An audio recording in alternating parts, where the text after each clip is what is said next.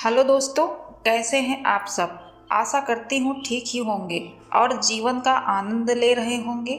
तो अगर आप चैनल पे नए हैं तो हमारे चैनल को ज़रूर से ज़रूर सब्सक्राइब करें।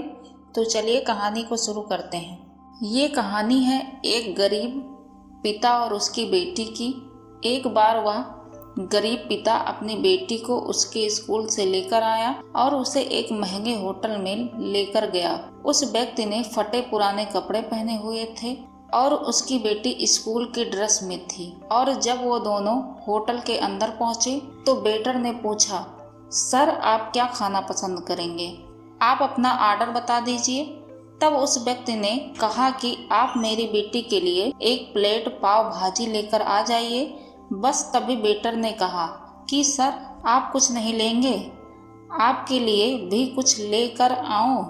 तो उस गरीब व्यक्ति ने कहा, मेरे लिए कुछ नहीं, आज सिर्फ मेरी बेटी के लिए ही पार्टी है। मैंने इससे वादा किया था कि अगर तुम इस जिले में 12 क्लास में टॉप करोगी तो मैं तुम्हें सबसे महंगे होटल में पार्टी दूंगा, इसलिए आप सिर्फ मेरी बेटी के लिए पाव भाजी ले आइए।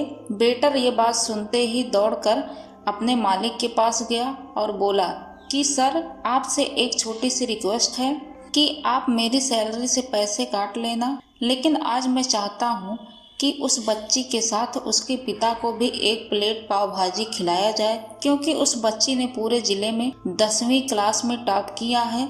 वह गरीब पिता है, ज़्यादा पैसे नहीं होंगे उसके पास, इसलिए वो कह रहा है कि पाव भाजी सिर्फ मेरी बेटी के लिए ही ले आओ। होटल के मालिक ने जब ये बात सुनी तो उसने उस वेटर को शाबाशी दी और कहा कि तुम्हारी सोच पर मुझे गर्व है, लेकिन जबकि उस गरीब की बेटी ने पूरे जिले में टॉप किया है तो मेरा भी तो कुछ फर्ज बनता है।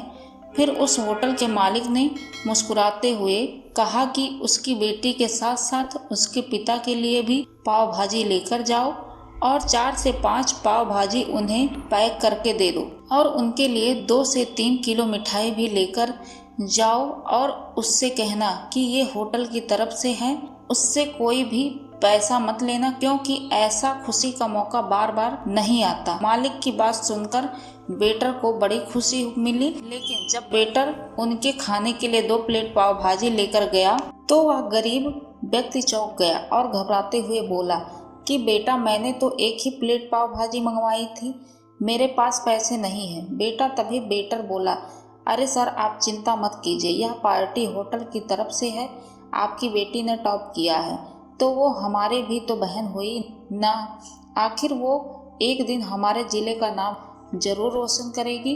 और हाँ सर, हमारे मालिक ने ये पाव भाजी और कुछ मिठाइयाँ भी आपको पैक करवा के दी हैं, इन्हें भी आप घर ले जाइए और बेटी के टॉप आने की खुशी में जश्न मनाइए। गरीब पिता और बेटी बहुत खुश होते हुए सब सामान लेकर घर चले गए। कई साल बीत गए। उस गरीब पिता की लड़की अब तैयारी करके कलेक्टर बन चुकी थी और इत्तेफाक से उसी शहर में उसकी पोस्टिंग हुई थी। तभी उस लड़की ने उस होटल में सूचना पहुंचवा दी कि मैं उस होटल में लंच करने आ रही हूं। होटल के मालिक ने जब ये सुनी तो होटल को पूरी तरह से सजवा दिया। गांव में यह बात पूरी तरह से फैल गई और शहर के सभी लोग उन्हें देखने के लिए आने लगे, क्योंकि पहली बार किसी गरीब की बेटी इतनी बड़ी कलेक्टर बनी थी। तभी कलेक्टर अपने पिता के साथ उस होटल में पहुंची। कलेक्टर ने होटल के मालिक से कहा कि शायद आपने मुझे पहचाना नहीं, हम वही पिता पुत्री हैं जो कि हमारे 10वीं क्लास के टॉप करने पर आपने हमें इसी होटल में पार्टी दी थी। हम वही पिता पुत्री हैं, आज फिर से आए हैं और आज आप सबको पार्टी हम देंगे, आपके पूरे स्टाफ को भी और आपके गांव के कुछ गरीब लोग को भी, क्योंकि आपने गरीबी का सम्मान किया है। आपने उस दिन जो पार्टी दी थी उसमें आपने मुझे समझाया कि मुझे कितनी और ऊंचाइयों तक पहुंचना है, इतनी और बड़ी से बड़ी मंजिलों को छूना है। उस दिन आपने मुझे एक नई प्रेरणा दी थी आज मैं उसी प्रेरणा का थोड़ा सा फर्ज चुकाने आई हूँ। वो कलेक्टर बेटी बोलती जा रही थी और उसके पिता की आंखों से आंसू बहते जा रहे थे।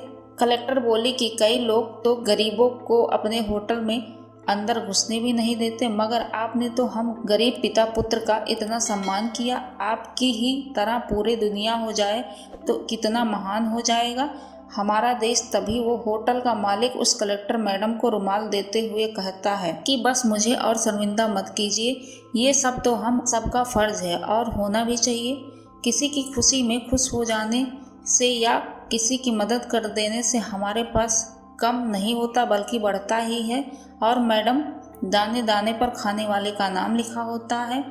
हम कौन होते हैं? खिलाने वाले वो जो ऊपर बैठा है, सब उसी का करम है।